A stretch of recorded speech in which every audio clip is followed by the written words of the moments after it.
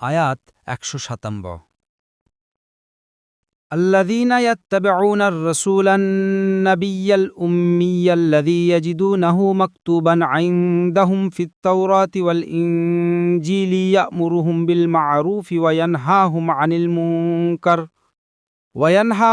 المنكر ويحل لهم الطيبات ويحرم عليهم الخبائث ويضع عنهم إصرهم والأغلال التي كانت عليهم فالذين آمنوا به وعزروه ونصروه واتبعوا النور الذي أنزل معه أولئك هم المفلحون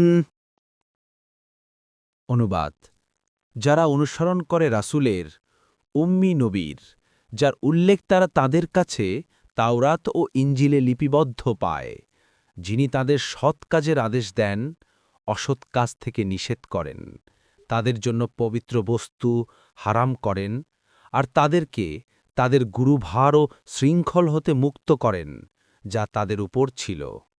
কাজেই যারা তার প্রতি ঈমান আনে, তাকে সম্মান করে, তাকে সাহায্য করে এবং যে নূর তার সাথে নাজিল হয়েছে সেটার অনুসরণ করে, তারাই সফল কাম। তাফসির ১ নম্বর ফুটনোটের বিবরণ।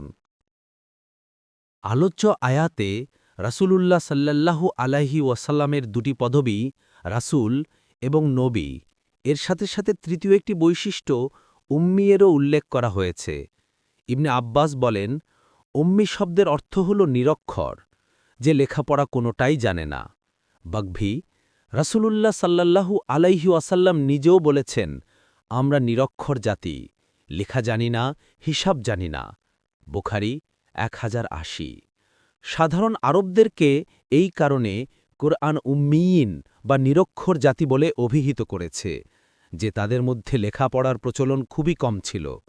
কারো কারো মতে উম্মি শব্দটি ওম শব্দের দিকে সম্পর্ক করে বলা হয়েছে, আর উম্ম অর্থ মা, অর্থাৎ সে তার মা তাকে যেভাবে প্রসব করেছে সেভাবে রয়ে গেছে। কারো কারো মতে শব্দটি উম্মত শব্দের দিকে সম্পর্ক করে বলা হয়েছে, পরে সম্পর্ক করার নিয়মানুসারে তার বর্ণটি পড়ে গেছে, তখন অর্থ হবে উম্মতওয়ালা নবী।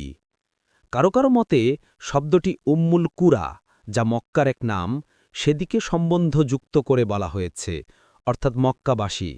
বাগভি তবে বিখ্যাত মত হচ্ছে যে উম্মি অর্থ নিরক্ষর।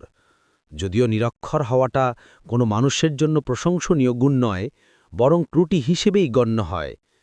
কিন্তু রাসূলুল্লাহ সাল্লাল্লাহু আলাইহি ওয়াসাল্লামের জ্ঞান গরিমা, তথ্য ও তথ্য অবগতি এবং অন্যান্য গুণ বৈশিষ্ট্য ও পরাকাষ্ঠা সত্ত্বেও উম্মি হওয়া তার পক্ষে বিরাট গুণ ও পরিপূর্ণতায় পরিণত হয়েছে।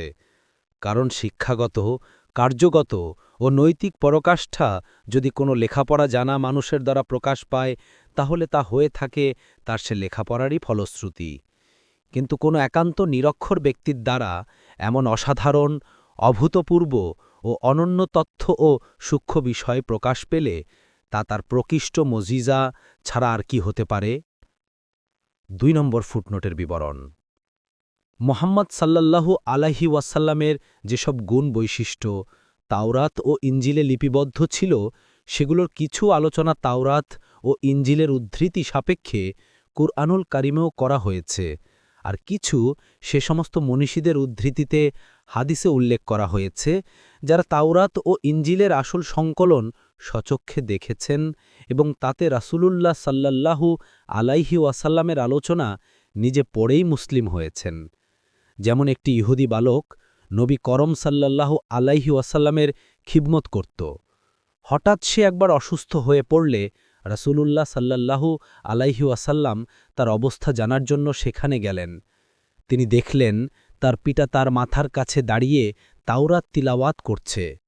রাসূলুল্লাহ সাল্লাল্লাহু আলাইহি ওয়াসাল্লাম বললেন, হে ইহুদি, আমি তোমাকে কসম দিচ্ছি, সে মহান সত্তার, যিনি মুসা আলাইহিস সালামের প্রতি তাওরাত নাজিল করেছেন, তুমি কি তাওরাতে আমার অবস্থা ও গুণ বৈশিষ্ট্য এবং আবির্ভাব সম্পর্কে কোনো বর্ণনা পেয়েছ? সে অস্বীকার করল। তখন তার ছেলে বলল, হে আল্লাহর রাসূল, তিনি অর্থাৎ এই ছেলের পিতা ভুল বলছেন। তাওরাতে আমরা আপনার আলোচনা এবং আপনার গুণ বৈশিষ্ট্য দেখতে পাই, আর আমি সাক্ষ্য দিচ্ছি যে আল্লাহ ছাড়া অন্য কোনো হক মাবুদ নাই এবং আপনি তার প্রেরিত রাসূল। অতপর রাসূলুল্লাহ সাল্লাল্লাহু আলাইহি ওয়াসাল্লাম সাহাবীকারামদেরকে নির্দেশ দিলেন যে এখন এই বালক মুসলিম, তার মৃত্যুর পর তার কাফন দাফন মুসলিমরা করবে, তার পিতার হাতে দেওয়া হবে না। মুসনাদি আম্মাদ ৫:৪১১। অন্য বর্ণনায় এসেছে যে এক ইহুদি ইসলাম গ্রহণ করার পর রাসূলুল্লাহ সাল্লাল্লাহু আলাইহি ওয়াসাল্লামের সেসব গুণ বর্ণনা করেছেন যা তিনি তাওলাতে মোহাম্মদ সাল্লাল্লাহু আলাইহি ওয়াসাল্লাম সম্পর্কে দেখেছেন। তিনি বলেন, আমি আপনার সম্পর্কে তাওরাতে এ কথাগুলো পড়েছি। মোহাম্মদ ইবনে আবদুল্লাহ, তার জন্ম হবে মক্কায়, তিনি হিজরত করবেন তাইবার দিকে, আর তার দেশ হবে সিরিয়া। তিনি কঠোর মেজাজের হবেন না, কঠোর ভাষায়ও তিনি কথা বলবেন না। হাটে বাজারে তিনি হট্টগোল আওয়াজও করবেন না। অশ্লীলতা ও নির্লজ্জতা থেকে তিনি দূরে থাকবেন। মুস্তাদরাক ২:৬৭৮, হাদিস ৪২২৪। কাব ইবনে আহাব্বার বলেন, তাওরাতে রাসূলুল্লাহ সাল্লাল্লাহু আলাইহি ওয়াসাল্লাম সম্পর্কে লেখা রয়েছে যে মোহাম্মদ আল্লাহর রাসূল ও নির্বাচিত বান্দা। তিনি না কঠোর মিজাজের লোক, না বাজে বক্তা, নাইবা তিনি হাটে বাজারে হট্টগোল করার লোক। তিনি মন্দের প্রতিশোধ মন্দ দ্বারা গ্রহণ করেন না, বরং ক্ষমা করে দেন আর ছেড়ে দেন। তার জন্ম হবে মক্কায় আর হিজরত হবে তাইবায়। তার দেশ হবে সিরিয়া আর তার উম্মত হবে হাম্মাদিন। অনুবাদ অর্থাৎ আনন্দ বেদনা উভয় অবস্থাতেই আল্লাহর তাআলার প্রশংসা ও কৃতজ্ঞতা প্রকাশকারী। তারা যে কোনো ঊর্ধ্বারোহণ কালে তাকবীর বলবে। তারা সূর্যের ছায়ার প্রতি লক্ষ্য রাখবে যাতে সময় নির্ধারণ করে যথাসময়ে সালাত আদায় করতে পারে। তিনি তার শরীরের নিমাংসে লুঙ্গি পরবেন এবং হস্তপাদাদি অজুর মাধ্যমে পবিত্র পরিচ্ছন্ন রাখবেন। তাদের আজানদাতা আকাশে সুউচ্চ স্বরে আহ্বান করবেন। জিহাদের ময়দানে তাদের শাড়িগুলো এমন হবে যেমন সালাতে হয়ে থাকে। রাতের বেলা তাদের তিলাওয়াত ও জিকেরের শব্দ এমনভাবে উঠতে থাকবে যেন মধুমক্ষীর শব্দ। সুনান দারামি ৫:৮-৯। ইবনে সাদ রাহিমাহুল্লাহ সাহাল মৌলা খাইসামা রাদিয়াল্লাহু আনহু থেকে সনদ সহকারে উদ্ধৃত করেছেন যে সাহাল বলেন, আমি নিজে ইঞ্জিলে মোহাম্মদ সাল্লাল্লাহু আলাইহি ওয়াসাল্লামের গুণ বৈশিষ্ট্যসমূহ পড়েছি যে তিনি খুব বেটেও হবেন না, আবার খুব লম্বাও হবেন না, উজ্জ্বল বর্ণ ও দুটি কেশ গুচ্ছধারী হবেন। তার দুই কাঁধের মধ্যস্থলে নবুয়তের মোহর থাকবে। তিনি সৎকা গ্রহণ করবেন না, গাধা ও উটের উপর সাওয়ারি করবেন। ছাগলের দুধ নিজে দুহে নেবেন। তিনি ইসমাইল আলাইহিসসালামের বংশধর হবেন। তার নাম হবে আহম্মাদ। তাবাকাতি ইবনে সাদ ১:৩৬৩। আতা ইবনে ইয়াসার বলেন, আমি আবদুল্লাহ ইবনে আমর রাদিয়াল্লাহু আনহুকে বললাম, আমাকে তাওরাতে রাসূলুল্লাহ সাল্লাল্লাহু আলাইহি ওয়াসাল্লামের গুণাগুণ কেমন এসেছে তা বর্ণনা করুন। তিনি বললেন, তাওরাতে রাসূলুল্লাহ সাল্লাল্লাহু আলাইহি ওয়াসাল্লাম সম্পর্কে উল্লেখ রয়েছে, হে নবী, আমি আপনাকে সমস্ত উম্মতের জন্য সাক্ষী, সৎকর্মশীলদের জন্য সুসংবাদদাতা, অসৎকর্মশীলদের জন্য ভীতি প্রদর্শনকারী এবং উম্মিয়িন অর্থাৎ আরবদের জন্য রক্ষণাবেক্ষণকারী বানিয়ে পাঠিয়েছি। আপনি আমার বান্দা ও রাসূল। আমি আপনার নাম মুতাওয়াক্কিল রেখেছি। আপনি কঠোর মেজাজও নন, দাঙ্গাবাজও নন, হাটে বাজারে হট্টগোল করার লোকও নন। মন্দের প্রতিশোধ মন্দ দ্বারা গ্রহণ করেন না, বরং ক্ষমা করে দেন আর ছেড়ে দেন।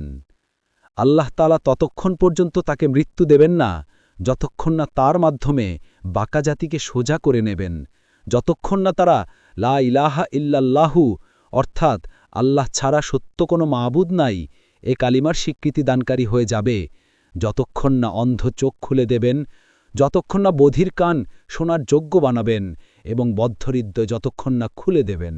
বুখারী 2125, 4838। তাওরাত ও ইঞ্জিল বর্ণিত শেষ নবী সাল্লাল্লাহু আলাইহি ওয়াসাল্লাম ও তার উম্মতের গুণ বৈশিষ্ট্য ও নিদর্শনের বিশ্লেষণ ও ব্যাখ্যা সম্পর্কে বহু স্বতন্ত্র গ্রন্থ প্রণয়ন করা হয়েছে। রাহমতুল্লাহ কিরানভি মুহাজিরে মাক্কি রাহিমা বলেন, তার গ্রন্থ ইজহারউল হাকে বিষয়টিকে অত্যন্ত বিস্তারিত ব্যাখ্যা ও গবেষণার সহ লেখা হয়েছে। সেখানে উল্লেখ করা হয়েছে যে বর্তমান যুগে তাওরাত ও ইঞ্জিল যাতে সীমাহীন বিকৃতি সাধিত হয়েছে, তাতেও রাসূলুল্লাহ সাল্লাল্লাহু আলাইহি ওয়াসাল্লামের বহু গুণাগুণ ও বৈশিষ্ট্যের উল্লেখ রয়েছে। দৃষ্টান্তস্বরূপ তাওরাত ও ইঞ্জিলের নিম্নোক্ত স্থানগুলো দেখুন। এসব স্থানে মোহাম্মদ সাল্লাল্লাহু আলাইহি ওয়াসাল্লামের ব্যাপারে ইঙ্গিত করা হয়েছে, যেমন দ্বিতীয় বিবরণ 18, 15-19, মত্থী 21, 33-46, যোহান 1, 19-21, 14, 15-17, 25, 30-15, 25, 26, 16, 7-15। 3 নং ফুটনোটের বিবরণ। দ্বিতীয় গুণটি এই বলা হয়েছে যে রাসূলুল্লাহ সাল্লাল্লাহু আলাইহি ওয়াসাল্লাম মানবজাতির জন্য পবিত্র ও পছন্দনীয় বস্তু সামগ্রী হালাল করবেন, আর পঙ্কিল বস্তু সামগ্রীকে হারাম করবেন। অর্থাৎ অনেক সাধারণ পছন্দনীয় বস্তু সামগ্রী যা শাস্তিস্বরূপ বনী ইসরায়েলের জন্য হারাম করে দেওয়া হয়েছিল, রাসূলুল্লাহ সাল্লাল্লাহু আলাইহি ওয়াসাল্লাম সেগুলোর উপর থেকে বিধিনিষেধ প্রত্যাহার করে নেবেন। উদাহরণত পশুর চর্বি বা মেদ প্রভৃতি যা বনী ইসরায়েলের অসদাচরণের শাস্তি হিসেবে হারাম করে দেওয়া হয়েছিল, রাসূলুল্লাহ সাল্লাল্লাহু আলাইহি ওয়াসাল্লাম সেগুলোকে হালাল সাব্যস্ত করেছেন। আর নোংরা ও পঙ্কিল বস্তু সামগ্রীর মধ্যে শূকরের মাংস, সুদ এবং যে সমস্ত খাবার আল্লাহ হারাম করেছেন অথচ তারা সেগুলোকে হালাল বলে চালিয়েছিল, তাওয়ারি। অনুরূপভাবে রক্ত, মৃত পশু, মদ ও অন্যান্য হারাম জন্তু এর অন্তর্ভুক্ত, এবং আল্লাহ হারাম উপায়ে আয় যথা সুদ, ঘুষ, জুয়া প্রভৃতিও এর অন্তর্ভুক্ত। 4 নং ফুটনোটের বিনারম। রাসূলুল্লাহ সাল্লাল্লাহু আলাইহি ওয়াসাল্লামের তৃতীয় গুণ বর্ণনার প্রসঙ্গে বলা হয়েছে, রাসূলুল্লাহ সাল্লাল্লাহু আলাইহি ওয়াসাল্লাম মানুষের উপর চেপে থাকা বোঝা ও প্রতিবন্ধকতাও সরিয়ে দেবেন। ইসর শব্দের অর্থ এমন ভারী বোঝা যা নিয়ে মানুষ চলাফেরা করতে অক্ষম, আর আগলাল গুল এর বহুবচন। সে হাতকড়াকে বলা হয় যা দ্বারা অপরাধীর হাত তার ঘাড়ের সাথে বেঁধে দেয়া হয় এবং সে একেবারেই নিরুপায় হয়ে পড়ে। ইসর ও আগলাল অর্থাৎ অসহনীয় চাপ ও আবদ্ধতা বলতে এ আয়াতে সে সমস্ত কঠিন ও সাধ্যাতীত কর্তব্যের বিধিবিধানকে বোঝানো হয়েছে যা প্রকৃতপক্ষে ধর্মের উদ্দেশ্য ছিল না, কিন্তু বনী ইসরায়েল সম্প্রদায়ের উপর একান্ত শাস্তি হিসেবে আরোপ করা হয়েছিল। যেমন বিধর্মী কাফিরদের সাথে জিহাদ করে গনিমতের যে মাল পাওয়া যেত তা বনী ইসরায়েলদের জন্য হালাল ছিল না, বরং আকাশ থেকে একটি আগুন নেমে এসে সেগুলোকে জ্বলিয়ে দিত। শনিবার দিন শিকার করাও তাদের জন্য বৈধ ছিল না। এই সমস্ত কঠিন ও জটিল বিধানসমূহ যা বনী ইসরায়েলদের উপর আরোপিত ছিল, কুরআনে সেগুলোকে ইসর ও আগলাল বলা হয়েছে এবং সুসংবাদ দেয়া হয়েছে যে রাসূলুল্লাহ সাল্লাল্লাহু আলাইহি ওয়াসাল্লাম এসব কঠিন বিধিবিধানের পরিবর্তন অর্থাৎ এগুলোকে রহিত করে তৎস্থলে সহজ বিধিবিধান প্রবর্তন করবেন। এক হাদিসে রাসূলুল্লাহ সাল্লাল্লাহু আলাইহি ওয়াসাল্লাম বলেছেন, দিন সহজ। বুখারী 39। কুরআনের কারিমে বলা হয়েছে, ওমা জাআলা আলাইকুম ফিদ্দীনি মিন হারাজ। আল্লাহ দিনের ব্যাপারে তোমাদের উপর কোনো কঠোরতা আরোপ করেননি। সূরা আল হাজ ৭৮। ৫ নং ফুটনোটের বিবরণ। নবী সাল্লাল্লাহু আলাইহি ওয়াসাল্লামের বিশেষ ও পরিপূর্ণ গুণ বৈশিষ্ট্যের আলোচনার পর বলা হয়েছে, তাওরাত ও ইঞ্জিলে আখেরি নবী সাল্লাল্লাহু আলাইহি ওয়াসাল্লামের প্রকৃষ্ট গুণ বৈশিষ্ট্য ও লক্ষণাদি বাতলে দেওয়ার পরিণতি এই যে, যারা আপনার প্রতি ঈমান আনবে এবং আপনার সহায়তা করবে আর সেই নূরের অনুসরণ করবে যা আপনার প্রতি অবতীর্ণ হয়েছে, অর্থাৎ যারা কোরআনের অনুসরণ করবে তারাই হল কল্যাণপ্রাপ্ত। এখানে কল্যাণ লাভের জন্য 4টি শর্ত আরোপ করা হয়েছে। প্রথমত রাসূলুল্লাহ সাল্লাল্লাহু আলাইহি ওয়াসাল্লামের প্রতি ঈমান আনা, দ্বিতীয়ত তার প্রতি শ্রদ্ধা ও সম্মান প্রদর্শন করা, তৃতীয়ত তার সাহায্য ও সহায়তা করা, চতুর্থত কুরআন অনুযায়ী চলা। শ্রদ্ধা ও সম্মান প্রদর্শন বুঝাবার জন্য ওয়া আজ্জারুহু শব্দ ব্যবহৃত হয়েছে, যা তাজির থেকে উদ্ভূত। তাজির অর্থ সস্নেহে বারণ করা ও রক্ষা করা। আব্দুল্লাহ ইবনে আব্বাস রাদিয়াল্লাহু আনহু ওয়া আজ্জারুহু এর অর্থ করেছেন শ্রদ্ধা ও সম্মান করা, অর্থাৎ রাসূল হিসেবে তার প্রতি ঈমান আনতে হবে, নির্দেশদাতা হিসেবে তার প্রতিটি নির্দেশের অনুসরণ করতে হবে, প্রিয়জন হিসেবে তার সাথে গভীরতম ভালোবাসা রাখতে হবে, এবং নবুয়াতের ক্ষেত্রে যেহেতু তিনি পরিপূর্ণ তাই তার প্রতি শ্রদ্ধা ও সম্মান প্রদর্শন করতে হবে। অপর আরেক আয়াতে বলা হয়েছে ওয়াতু আজিরুহু ওয়াতু ওয়াক্কিরুহু, অর্থাৎ তার প্রতি সম্মান প্রদর্শন করো এবং তাকে পরিপূর্ণ মর্যাদা দাও। সূরা আল ফাতাহ 9।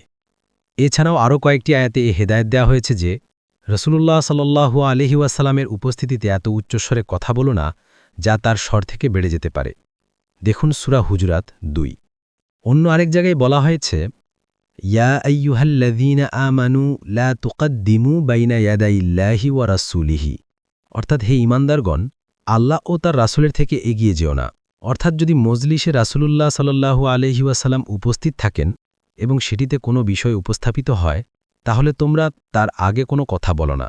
এই আয়াতের অর্থ করতে গিয়ে কোনো সাহাবী বলেছেন যে রাসূলুল্লাহ সাল্লাল্লাহু আলাইহি ওয়াসাল্লামের পূর্বে কেউ কথা বলবে না এবং তিনি যখন কোনো কথা বলেন তখন সবাই তার নিশুপ বসে শুনবে। অনুরূপভাবে কুরআনের আরেক আয়াতে বলা হয়েছে যে রাসূলুল্লাহ সাল্লাল্লাহু আলাইহি ওয়াসাল্লামকে ডাকার সময় আদবের প্রতি লক্ষ্য রাখবে, এমনভাবে ডাকবে না নিজেদের মধ্যে একে অপরকে যেভাবে ডেকে থাকো। দেখুন সূরা হুজুরাত 2। এই আয়াতের শেষে সতর্ক করে দেওয়া হয়েছে যে এই নির্দেশের খেলাফ কোনো অসম্মানজনক কাজ করা হলে সমস্ত সৎকর্ম ধ্বংস ও বরবাদ হয়ে যাবে। এই কারণে সাহাবায়ে কেরাম রাদিয়াল্লাহু আনহুম যদিও সর্বক্ষণ সর্ব অবস্থায় রাসূলুল্লাহ সাল্লাল্লাহু আলাইহি ওয়াসাল্লামের কর্মসঙ্গী ছিলেন এবং এমত অবস্থায় সম্মান ও আদবের প্রতি পরিপূর্ণ লক্ষ্য রাখা বড়ই কঠিন হয়ে থাকে, তবুও তাদের অবস্থা এই ছিল যে এই আয়াতটি নাজিল হওয়ার পর আবু বকর রাদিয়াল্লাহু আনহু বললেন, হে আল্লাহর রাসূল, যিনি আপনার উপর কিতাব নাজিল করেছেন তার শপথ করে বলছি, মৃত্যু পর্যন্ত আপনার সাথে এমনভাবে কথা বলবো যেন ভাইয়ের কাছে কেউ গোপন বিষয়ে বলে। মুস্তাদরাকে হাকিমের 2/462। এমনি অবস্থা ছিল উমর রাদিয়াল্লাহু আনহুরও। দেখুন বুখারী 4845। আমর ইবনুল আস রাদিয়াল্লাহু আনহু বলেন, রাসূলুল্লাহ সাল্লাল্লাহু আলাইহি ওয়াসাল্লাম অপেক্ষা আমার কোনো প্রিয় ব্যক্তি সারা বিশ্বে ছিল না, আর আমার এই অবস্থা ছিল যে আমি তার প্রতি পূর্ণ দৃষ্টিতেও দেখতে পারতাম না। আমার কাছে যদি রাসূল আকরাম সাল্লাল্লাহু আলাইহি ওয়াসাল্লামের আকার অবয়ব সম্পর্কে কেউ জানতে চায় তাহলে তা বলতে আমি এজন্য অপারগ যে আমি কখনো তার প্রতি পূর্ণ দৃষ্টিতেও চেয়েও দেখিনি। মুসলিম 121। উরওয়া ইবনু মাসউদকে মক্কাবাসীরা গুপ্তচর বানিয়ে মুসলিমদের অবস্থা জানার জন্য মদিনায় পাঠালো। সে সাহাবা একরাম রাদিয়াল্লাহু আনহুদের রাসূলুল্লাহ সাল্লাল্লাহু আলাইহি ওয়াসাল্লামের প্রতি এমন নিবেদিত প্রাণ দেখতে পেল যে ফিরে গিয়ে রিপোর্ট দিল যে আমি কিসরা ও কায়সারের দরবারও দেখেছি, সম্রাট নাজ্জাশীর সাথেও সাক্ষাৎ করেছি, এমনটি আর কোথাও দেখিনি। আমার ধারণা তোমরা কোশমিনকালেও তাদের মোকাবেলায় জয়ী হতে পারবে না। সহিহ ইবনে হিব্বান 11-216।